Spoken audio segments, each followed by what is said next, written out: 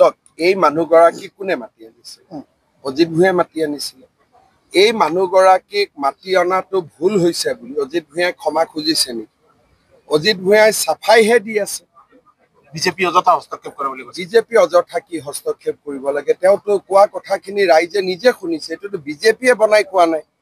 বোলে তেওঁ কোৱা নাই, বিজেপিয়ে মিছা টেপ এটা খুলি দিছে বা অডিঅ' ৰেকৰ্ডিং মিছা দিছে, তেতিয়াহে বিজেপিৰ গাত দোষ।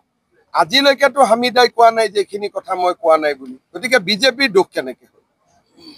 চক এই মানুহগৰাকী কোনে মাতি আনিছে? অজিত ভূঞাই মাতি আনিছিলে। এই মানুহগৰাকীক মাতি অনাটো ভুল হৈছে বুলি অজিত ভূঞাই ক্ষমা খুজিছে নেকি? অজিত ভূঞাই চাফাইহে দি আছে।